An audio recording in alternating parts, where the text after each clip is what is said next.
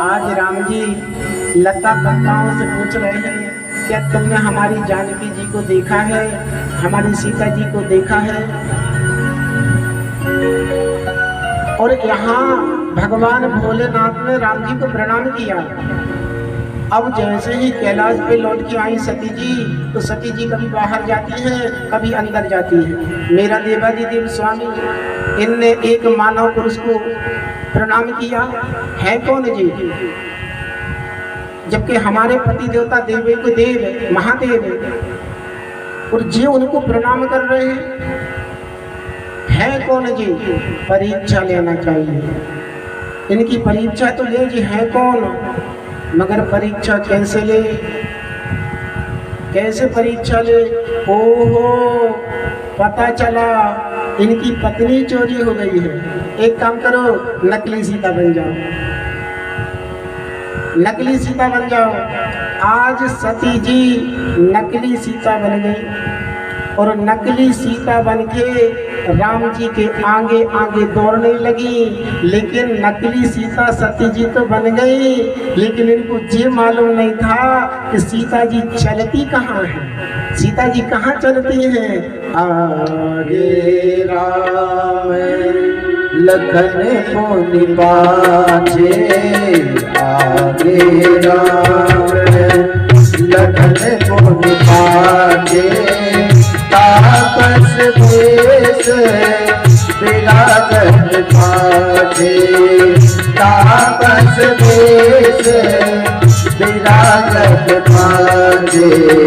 उभय माधुर्य सोहत कैसे, उभय माधुर्य सोहत कैसे, ब्रह्म जी माया जैसे उभय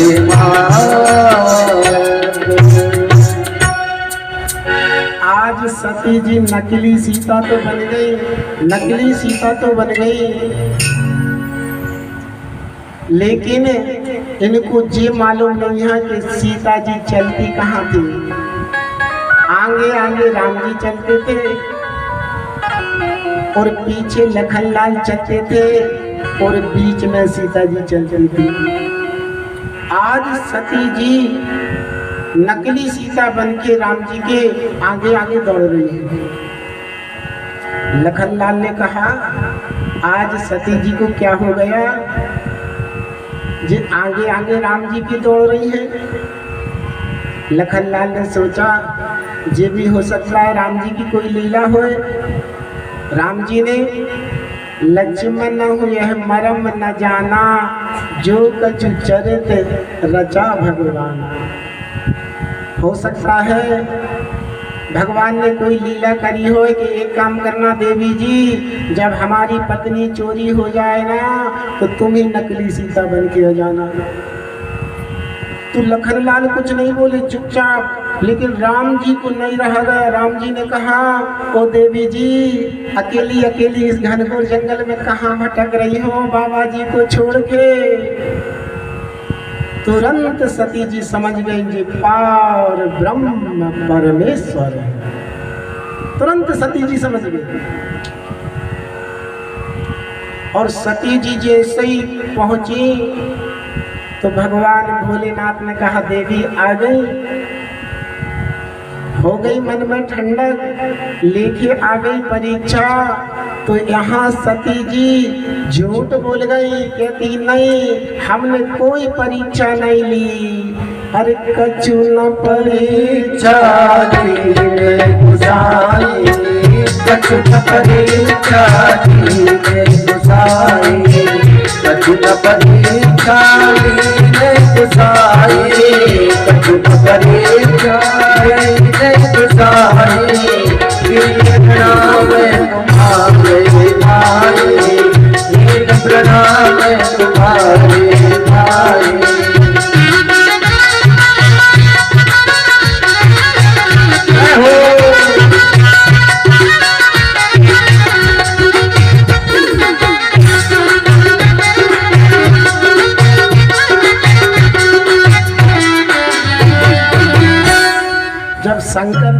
पूछा ना तो सती जी झूठ बोल गई। सती जी कहती है कि कछु न परीक्षा लीन गुसाई, कीन प्रणाम तुम्हारे नाही। जिस प्रकार आपने दंडक वन में राम जी को प्रणाम किया था ना, इसी प्रकार हमने प्रणाम किया। शंकर जी ने कहा वाह, सती जी में इतने संस्कार आ गए, इतने संस्कार हमारे जैसे। जैसे हमने राम जी को प्रणाम किया ऐसा इनने प्रणाम किया। वाह, शंकर जी ने मन में विचार किया आखिर सती जी ने कौन कौन सी लीला करी है, चलो देखना तो चाहिए। हो जब शंकर के कहोदर जाना, सती ज्योति जगत सब जाना।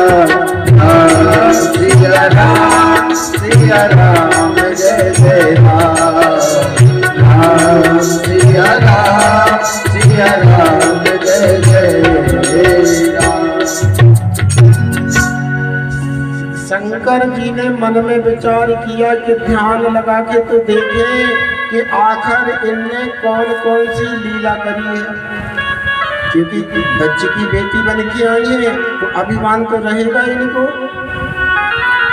भगवान भोलेनाथ ने ध्यान धर के देख लिया, और जब ध्यान धर के देख लिया तो भगवान भोलेनाथ ने तुरंत सती जी को बाएं अंग से हटा के सामने आसन दे दिया।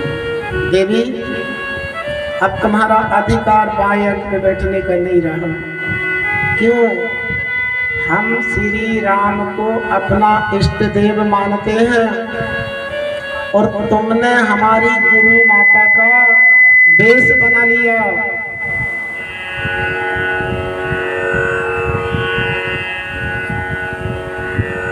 तुरंत आसन दे दी। और महाराज,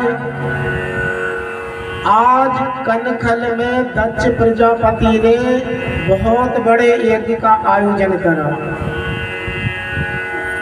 और जब यज्ञ का आयोजन किया तो सारे देवी देवताओं को बुलाया, और जब सारे देवी देवताओं को बुलाया लेकिन शंकर जी को नहीं बुलाया। शंकर जी को क्यों नहीं बुलाया? शंकर जी को इसलिए नहीं बुलाया कि एक बार महाराज दक्ष को देवताओं का राजा बना दिया, प्रजापति घोषित कर दिया,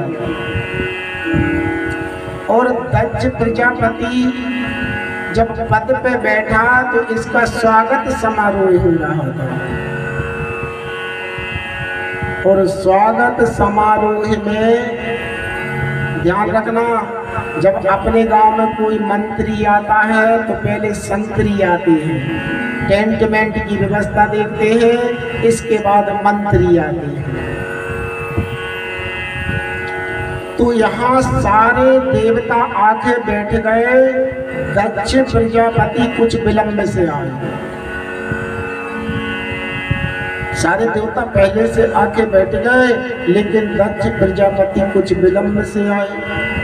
और जब विलंब से आए और जैसा ही स्वागत समारोह में प्रवेश किया तो सारे देवता खड़े हो गए और महाराज प्रजापति का हाथ जोड़ के स्वागत करने लगे। लेकिन तीन नहीं उठे। कौन? ब्रह्मा, विष्णु और महेश। ब्रह्मा को देख के तो कुछ नहीं बोला, विष्णु को देख के तो कुछ नहीं बोला, लेकिन शंकर जी को देख के आग बबूला हो गया। जे मेरा दामाद, इसने मेरा स्वागत नहीं किया। मेरी बेटी ब्रह्मा जी के कहने से मैंने इसके साथ में विवाह कर दिया। जे मरकट लोचन, मेरी सोनेनी कन्या, ब्रह्मा जी के कहने से मैंने इसको ब्याह दी। आज इस शंकर ने मेरा स्वागत नहीं किया। जो बड़बड़ाना चालू किया, जो बड़बड़ाना चालू किया, जो गाली देना चालू किया। देखिए, ध्यान रखिए, एक सभा में अगर कोई असभ्य व्यक्ति आके बैठ जाए तो पूरी सभा खराब हो जाती है। महाराज आसन पे जैसे ही बैठा है बड़बड़ाना चालू कर दिया है। क्यों? जिस आदमी को सत्ता मिल जाती है ना, तो वो अपने आप में ये समझता है कि मैं सबसे बड़ा राजा बन गया। अभिमान आ जाता है। जीवन में कभी अभिमान नहीं आना चाहिए। यहाँ दक्ष प्रजापति को अभिमान आ गया। क्यों? पद पा गया ना। पद पाने से इसका अभिमान बढ़ते गया, अभिमान बढ़ते गया।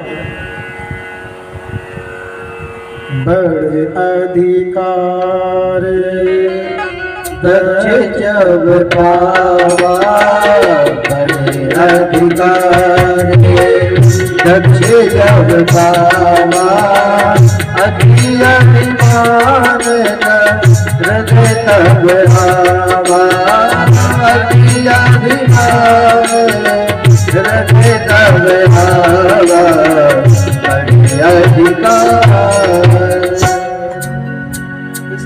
पद मिल गया ना, इस पद की घमंड में इतना चूर हो गया कि आज शंकर जी को उल्टा सीधा बोलने लगा। सब सभागढ़ में जो बैठे थे वो देखने लगे जी महाराज दक्ष किसकी ओर इशारा कर रहे हैं। उसी समय तुरंत दक्ष बोला, क्या आगे पीछे देख रहा है? तुम्हें जित शंकर दिखाई नहीं दे रहा, जो दिन रात भूत पलितों के साथ में घूमने वाला, मुंडों की माला पहनने वाला इस सभा में बैठा है। आज इस दक्ष को शंकर में सिर्फ दोष ही दोष दिख रहे हैं,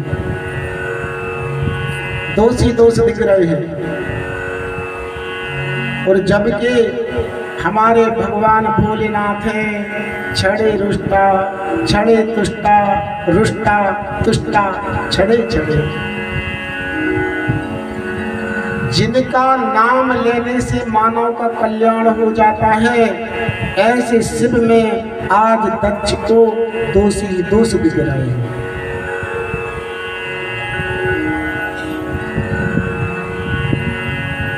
और महाराज इतने दोष दिखे इसको, इतना दोष दिखा, इतना गाली देने लगा, इतना गाली देने लगा, नंदी को नहीं रहा, सहन नहीं हुआ। नंदी तो तमक के खड़े हुए, ए दक्ष, बहुत देर से देख रहा हूँ, बड़बड़ाते जा रहा है, बड़बड़ाते जा रहा है, अधिकार क्या मिल गया? शंकर जी ने शांत कर दिया। नंदी शांत शांत, ससुर और दामाद का मामला है, तुम शांत बैठ जाओ। नंदी बोले, सरकार आपको गाली दे रहा है, हरि हरि निंदा सुनहि चुकाना, हुई है पाप गोघात समाना। अरे हमारे सामने कोई परमात्मा की निंदा करे, जे आपको गाली दे रहा है। शंकर जी ने कहा, शांत हो जाओ, शांत हो जाओ, कोई बात नहीं। लोग बाग शादी में गाली खाते हैं, हम शादी के बाद गाली खा रहे हैं। आज हमारी जहाँ पर भागवत हो रही है ना, तो हमारे पटेल साहब बैठे थे, कहते थे आज हम पटोली में जा रहे हैं, बोल रहे थे। तो हमने कहा, पटेल साहब आज क्या है? बोले आज कपड़ा पहराई है। कपड़ा पहराई होती है बोले जहाँ जाते हैं। तो हमने कहा वहाँ गाली भी सुनने के लिए मिलती है कि नहीं? हाँ बोले, समदन जो बैठती है ना वो गाली भी देती है। अच्छा, तो भगवान भोलेनाथ कहते हैं कि नंदी, लोग बाग शादी में गाली खाते हैं, हम शादी के बाद गाली खा रहे हैं, शांत बैठ जाओ। नंदी को अनुमति नहीं मिली। नंदी चुपचाप बैठ गए। महाराज सुनो खूब गाय, हमें कोई मतलब यहाँ तक